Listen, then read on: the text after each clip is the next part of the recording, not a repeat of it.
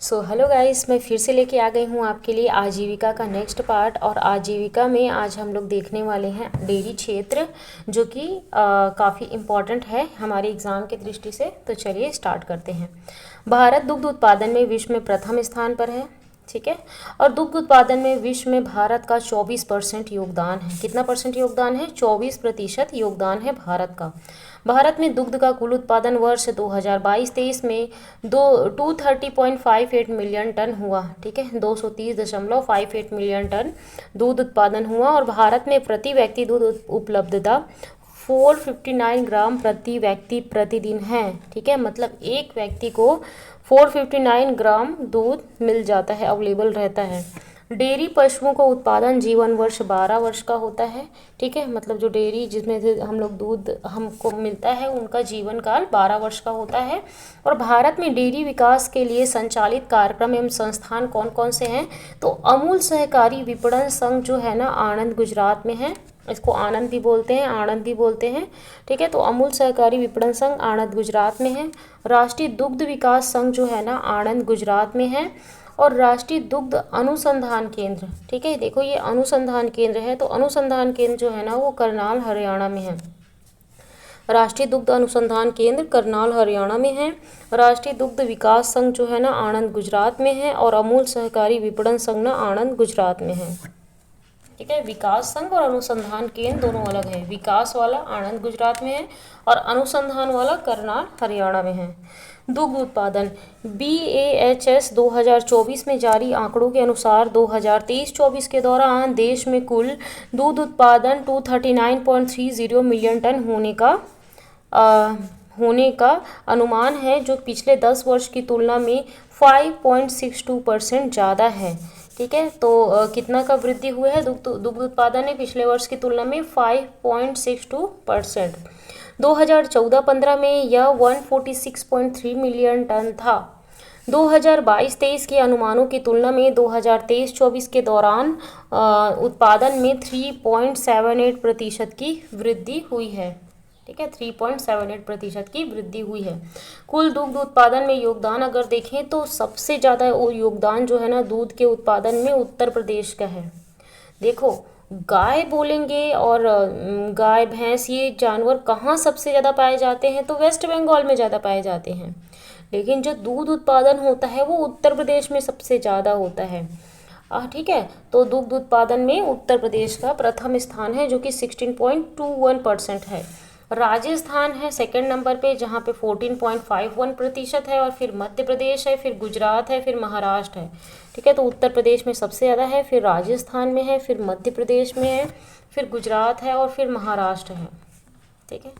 पश्चिम बंगाल जो है ना, सबसे अधिक वार्षिक वृद्धि दर्ज किया गया है, मतलब वृद्धि सबसे ज़्यादा हुई है। तो वेस्ट बंगाल में दूध में वृद्धि हुई है। झारखंड दूसरे नंबर पे है, छत्तीसगढ़ तीसरे नंबर। तो छत्तीसगढ़ बहुत इंपॉर्टेंट हो जाता है दुग्ध उत्पादन में। सबसे ज़्यादा वृद्धि के मामले में छत्तीसगढ़ कौन से स्थान पे है अगर पूछा जाएगा, तो तीसरे नंबर पे है। और पहले नंबर पे कौन है? वेस्ट बंगाल है, पश्चिम बंगाल है। दूसरे नंबर पे झारखंड है और तीसरे नंबर पे छत्तीसगढ़ है, जो कि 8.62% है। असम जो है ना, वो 8.63% है, जो कि चौथे नंबर पे इतना इम्पोर्टेंट नहीं है। छत्तीसगढ़ सबसे ज़्यादा इम्पोर्टेंट है। और ये इम्पोर्टेंट है कि पहले नंबर पे कौन था। अब अंडा उत्पादन देख लेते हैं। तो विश्व में भारत का अंडा उत्पादन में दूसरा स्थान है। ये जो स्थान वगैरह है ना, ये बहुत इंपॉर्टेंट हो जाते हैं। देश में 2023-24 के दौरान कुल अंडा उत्पादन 142.77 बिलियन टन रहने का अनुमान है। पिछले 10 वर्षों में 2014-15 के दौरान 78.48 बिलियन के अनुमानों की तुलना में 6.8% की वृद्धि दर्ज की गई है। इसके अलावा 2022-23 की तुलना में 2023-24 के दौरान उत्पादन में सालाना 3.18% की वृद्धि हुई है, ठीक है। तो कितना हुई है अंडा में? 3.18% की वृद्धि, ठीक है। तो दूसरे नंबर पे हैं हम लोग अंडा उत्पादन में। और 2014-15 के दौरान 78.48 बिलियन था, जो कि 6.8% की वृद्धि दर्ज की गई है। और 2022-23 में 3.18% की वृद्धि हुई है। मतलब 22-23 से 23-24 के बीच में 3.18, मतलब थोड़ा कम हुआ है, 10 साल में ज़्यादा हुआ है 6.8%, और एक साल मतलब पिछले एक साल में कम हुआ है 3.18%। ठीक है। कुल अंडा उत्पादन में योगदान देखें तो आंध्र प्रदेश, ये सबसे ज़्यादा इम्पोर्टेंट हो जाता है कि आंध्र प्रदेश अंडा उत्पादन में पहले नंबर पे है। आंध्र प्रदेश कुल उत्पादन में हिस्सेदारी देखेंगे तो 17.85% है आंध्र प्रदेश। ठीक है, अंडा उत्पादन में। दूसरे नंबर पे तमिलनाडु है, तीसरे नंबर पे तेलंगाना है। ठीक है, तो अंडा के मामले में आंध्र प्रदेश, दूसरे नंबर पे तमिलनाडु, तीसरे नंबर पे तेलंगाना, और चौथा नंबर पे वेस्ट बंगाल, और पाँचवें नंबर पे कर्नाटक। आंध्र प्रदेश, तमिलनाडु, तेलंगाना। अब सबसे ज़्यादा वृद्धि अंडा के मामले में किसका ज़्यादा हुआ है, तो लद्दाख का हुआ है सबसे ज़्यादा वृद्धि। ठीक है, 75.88% की वृद्धि हुई है लद्दाख में अंडा के उत्पादन में। फिर मणिपुर में 33.84, मतलब लद्दाख के बाद दूसरे नंबर पे मणिपुर आता है, तीसरे नंबर पे उत्तर प्रदेश आता है। ठीक है, तो लद्दाख में हुई है सबसे ज़्यादा वृद्धि, फिर मणिपुर में, फिर उत्तर प्रदेश में। मांस उत्पादन देखें तो विश्व में भारत का मांस उत्पादन में ना 5वां स्थान है। कितने नंबर पे हम लोग? 5वें स्थान पर हैं। और देश 2023-24 के दौरान कुल मांस उत्पादन 10.28 मिलियन टन होने का अनुमान है, मांस उत्पादन। और सबसे इम्पॉर्टेंट है पोजीशन, तो 5वें नंबर पे हैं हम लोग। 2014-15 में 6.69 मिलियन टन के अनुमानों की तुलना में पिछले 10 वर्षों में 4.85% की वृद्धि दर्ज की गई है। इसके अलावा 2022-23 की तुलना में 2023-24 में उत्पादन में 4.95% की वृद्धि हुई है। ठीक है, मांस उत्पादन में 4.95% की। राज्य कुल मांस उत्पादन में मुख्य योगदान अगर देखें तो मांस उत्पादन में वेस्ट बंगाल में सबसे ज़्यादा फिश वगैरह खाई जाती है, तो सबसे ज़्यादा वेस्ट बंगाल मांस उत्पादन सबसे ज़्यादा होता है। ठीक है, पश्चिम बंगाल सबसे ज़्यादा मांस उत्पादन होता है जो कि 12.62% है। ठीक है, वहीं पश्चिम बंगाल दुग्ध उत्पादन में सबसे ज़्यादा ग्रोथ किया है। ठीक है, ग्रोथ किया है मतलब पिछले वर्ष की तुलना में काफ़ी इम्प्लीमेंट है पश्चिम बंगाल में। ठीक है, और मांस उत्पादन में भी पहले नंबर पे है 12.62%। उत्तर प्रदेश दूसरे नंबर पे है। ठीक है, मांस उत्पादन में, और तीसरे नंबर पे महाराष्ट्र है। तो पश्चिम बंगाल सबसे ज़्यादा है, फिर सबसे ज़्यादा पॉपुलेशन उत्तर प्रदेश में है तो वो दूसरे नंबर पे है, फिर महाराष्ट्र है क्योंकि महाराष्ट्र में पॉपुलेशन भी अच्छा है, फिर तेलंगाना है, फिर आंध्र प्रदेश है। ठीक है, तो पश्चिम बंगाल, उत्तर प्रदेश, महाराष्ट्र। अब सबसे अधिक वार्षिक वृद्धि दर अगर मांस उत्पादन में देखें तो असम में हुआ है। ठीक है, असम में सबसे ज़्यादा वृद्धि हुआ है मांस उत्पादन में 17.93%। फिर उत्तराखंड में हुआ है, फिर छत्तीसगढ़ में हुआ है। तो ये देखो फिर से छत्तीसगढ़ आ गया तीसरे नंबर पे। ठीक है, तो वृद्धि के मामले में, मांस उत्पादन में वृद्धि के मामले में छत्तीसगढ़ तीसरे नंबर पे है जो कि 11.70% की वृद्धि हुई है। असम में सबसे ज़्यादा वृद्धि हुई है मांस उत्पादन में, और छत्तीसगढ़ तीसरे नंबर पे है। नेक्स्ट देखते हैं ऊन उत्पादन। देश में वर्ष 2023-24 के दौरान कुल ऊन उत्पादन 33.69 मिलियन किलोग्राम रहने का अनुमान है। ठीक है, किलोग्राम ऊन उत्पादन, जो पिछले वर्ष की तुलना में 0.22% की मामूली वृद्धि दर्शाता है, मतलब वृद्धि बहुत कम हुई है ऊन उत्पादन में। ठीक है, तो इस तरीके से वर्ष 2019-20 के दौरान यह 36.76 मिलियन किलोग्राम तथा उससे पिछले वर्ष 33.61 मिलियन किलोग्राम था, है ना। तो वृद्धि कितनी हुई है? 0.22%। कुल ऊन उत्पादन में सबसे बड़ा योगदान तो राजस्थान में सबसे ज़्यादा ऊन उत्पादन होता है। कहाँ होता है ऊन? राजस्थान में सबसे ज़्यादा होता है जो कि 47.53% होता है। फिर जम्मू कश्मीर सेकंड नंबर पे है ऊन उत्पादन में, फिर गुजरात तीसरे नंबर पे है। ठीक है, तो ऊन उत्पादन में सबसे ज़्यादा कौन टॉप में है? राजस्थान में है, ये आपको ध्यान रखना है। फिर जम्मू कश्मीर है, फिर गुजरात है। और वार्षिक वृद्धि अगर देखें तो सबसे ज़्यादा पंजाब में हुआ है ऊन उत्पादन में, फिर तमिलनाडु में हुआ है, फिर गुजरात में हुआ है। ठीक है, तो पंजाब में सबसे ज़्यादा वृद्धि हुआ है, फिर तमिलनाडु में हुआ है, फिर गुजरात में हुआ है। ठीक है, अब आगे बढ़ते हैं। छत्तीसगढ़ में मत्स्य संसाधन की स्थिति। तो छत्तीसगढ़ राज्य मत्स्य संघ बना था 1996 में। कब बना था? 1996 में बना था। छत्तीसगढ़ राज्य में उपलब्ध कुल जल क्षेत्र देखें तो 2.027 लाख हेक्टेयर क्षेत्र है। ये इम्पॉर्टेंट है, 2.027 लाख हेक्टेयर है कुल जल क्षेत्र। और मछली पालन उत्पादन हेतु विकसित जल क्षेत्र देखें तो 1.971 लाख हेक्टेयर मछली पालन के लिए है। ठीक है। 1.971 लाख मछली पालन के लिए हेक्टेयर क्षेत्र अवेलेबल है। और राज्य का कुल जल क्षेत्र में मत्स्य पालन कितना हो रहा है? 97.24% में मत्स्य पालन हो रहा है, तो जो कि ये भी इम्पोर्टेंट हो जाता है। 2.027 लाख हेक्टेयर क्षेत्र में कुल जल क्षेत्र है, जिसमें टोटल 1.971 लाख हेक्टेयर क्षेत्र में मछली पालन हो रहा है, जो कि टोटल का 97.24% है।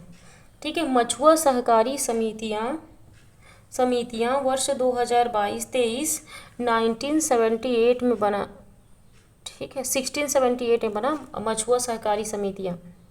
ठीक है। और मत्स्य पालन से संबंधित नहीं देखो, मत्स्य पालन से मछुआ सहकारी जो समिति जो टोटल है ना, मछुआ पालन के लिए जो समिति बनती है वो 1678 है। कितनी है? 1678 है मछुआ सहकारी जो समितियां हैं टोटल, क्योंकि समिति बनती है बहुत सारे काम वाम करने के लिए, आपको पता होगा कि छत्तीसगढ़ में, तो वो 1678 है। और मत्स्य पालन से संबंधित प्रमुख योजना तो नीली क्रांति मत्स्य पालन से संबंधित है। ठीक है, नीली क्रांति। अंतर्देशीय मत्स्य उत्पादन में छत्तीसगढ़ का स्थान 6वें नंबर पे है। ठीक है, मत्स्य उत्पादन में छत्तीसगढ़ का स्थान 6वें नंबर पे है। और मत्स्य बीज उत्पादन में ना छत्तीसगढ़ का स्थान ना 5वां है। बीज के उत्पादन में एक पोजीशन कम है, और मत्स्य उत्पादन में छत्तीसगढ़ का स्थान 6वें नंबर पे है, और बीज के मामले में 5वें नंबर पे है। राज्य स्तरीय मत्स्य उत्पादन केंद्र जो है ना तेलीबांधा रायपुर में हो रहा है। ठीक है, राज्य स्तरीय मत्स्य उत्पादन केंद्र। और वर्तमान में नवीन मछली पालन जो नीति है ना 2022 लागू है।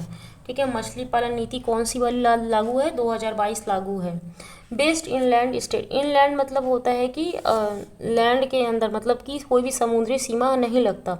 तो बेस्ट इनलैंड स्टेट ना, यह पुरस्कार मत्स्य पालन के क्षेत्र में दिया जाता है, और छत्तीसगढ़ को कई बार मिल भी चुका है। ठीक है, भारत का पहला पूर्ण स्वचालित एबीज फिश प्लांट जो है ना ग्राम सुखरी झींगा डोंगरगढ़ राजनांदगांव में है। ठीक है, पहला पूर्णतः स्वचालित एबीएस फिश फीड प्लांट जो है ना ग्राम सुखरी झींगा डोंगरगढ़ राजनांदगांव में है।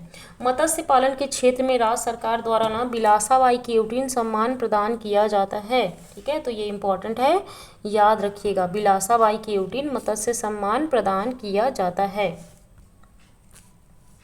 नेक्स्ट है राष्ट्रीय पशु रोग नियंत्रण कार्यक्रम NADCP, national animal disease control programme, जो कि शुरुआत हुआ 11 सितंबर 2019 को। किसके द्वारा हुआ? नरेंद्र मोदी जी के द्वारा हुआ था, मथुरा उत्तर प्रदेश से। ठीक है, national animal disease control programme 11 सितंबर 2019 नरेंद्र मोदी जी के द्वारा चालू हुआ, और मथुरा उत्तर प्रदेश से स्टार्ट हुआ। उद्देश्य क्या है इसका? तो पशुओं को खुरपका, मुंहपका, food and mouth disease FMD, ब्रुसलोसिस नामक बीमारी से मुक्ति दिलाना। इस कार्यक्रम का उद्देश्य मवेशियों की सेहत में सुधार कर किसानों को अधिक से अधिक लाभ पहुंचाना है। और कार्यक्रम कर एक अन्य उद्देश्य FMD से हेतु 500 मिलियन से अधिक पशुओं, जिनमें भैंस, भेड़, बकरी और सूअर का टीकाकरण करना है। ठीक है, तो इसमें जानवरों का, मवेशियों का टीकाकरण करना होता है। 2019 में स्टार्ट हुआ 11 सितंबर मथुरा उत्तर प्रदेश से, और बहुत सारी बीमारियों से बचाना है, और उसके लिए क्या किया जाएगा? टीकाकरण किया जाएगा। ठीक है, लक्ष्य क्या है? नियंत्रण का लक्ष्य 2025 तक है, और दोनों रोगों का उन्मूलन 2030 तक है। मतलब नियंत्रण कर लेंगे 2025 तक, और उन्मूलन हो जाएगा, मतलब पूरी तरीके से समाप्त हो जाएगा 5 साल बाद 2030 तक। ठीक है, पशुओं में रोग देखें तो पशुओं में जीवाणु जनित रोग ब्रुसिलोसिस, ठीक है, ब्रुसिलोसिस जीवाणु जनित इस रोग में गो पशुओं, मतलब गाय वाले पशु जैसे गाय, बैल तथा भैंसों में गर्भावस्था के अंतिम त्रैमास में गर्भपात हो जाता है, मतलब बच्चा खराब हो जाता है। 2019 से राष्ट्रीय पशु रोग नियंत्रण कार्यक्रम NADCP के माध्यम से इस नियंत्रित एवं उन्मूलन के लिए प्रयास किया जा रहा है। ठीक है, तो जो प्रोजेक्ट चालू किया गया था उसी के तहत प्रयास किया जा रहा है ब्रुसिलोसिस रोग को ख़त्म करने के लिए। इसमें क्या होता है कि अंतिम त्रैमास में गर्भपात हो जाता है जानवरों का। ठीक है, तो इसके लिए नियंत्रण किया जा रहा है। फिर आता है दूसरा गलघोंटू रोग। गाय व भैंसों में होने वाला एक बहुत ही घातक तथा संक्रामक रोग है गलघोंटू रोग, और यह भैंसों में अधिक पाया जाता है। ठीक है, कहाँ पाया जाता है? भैंसों में अधिक पाया जाता है गलघोंटू रोग। क्षय रोग, टीबी, जीवाणु जनित यह रोग मानव एवं पशुओं दोनों में घातक है, जो फेफड़ों को प्रभावित करता है। ठीक है, टीबी किसको, वो तो इंसानों को भी होता है और फेफड़े ही प्रभावित होते हैं टीबी में। ठीक है, तो ये जीवाणु जनित रोग है। ठीक है, जीवाणु जनित रोग जो कि किसको प्रभावित करता है? फेफड़ों को प्रभावित करता है। और गलघोंटू भैंसों में पाया जाता है, दोनों में होता है, गाय भैंसों में, और ब्रुसेलोसिस में गर्भपात हो जाता है। नेक्स्ट है लंगड़ा बुखार। इसे ब्लैक क्वार्टर या एक टंगिया रोग भी कहा जाता है। जीवाणु में फैलने वाला यह रोग गाय व भैंसों दोनों को होता है और गौ पशु में यह बीमारी अधिक देखी जाती है। टांगों के ऊपरी भाग में ना भारी सूजन आ जाता है जानवरों के, जिसे पशु ना लंगड़ा कर चलते हैं, तो इसको क्या बोलते हैं? लंगड़ा बुखार कहते हैं। और इसको ब्लैक क्वार्टर भी कहते हैं, ब्लैक क्वार्टर या लंगड़ा बुखार। ठीक है, टंगिया रोग भी कहा जाता है। ठीक है, ठीक है, ठीक है, तो चलिए आज के लिए इतना ही। Bye bye.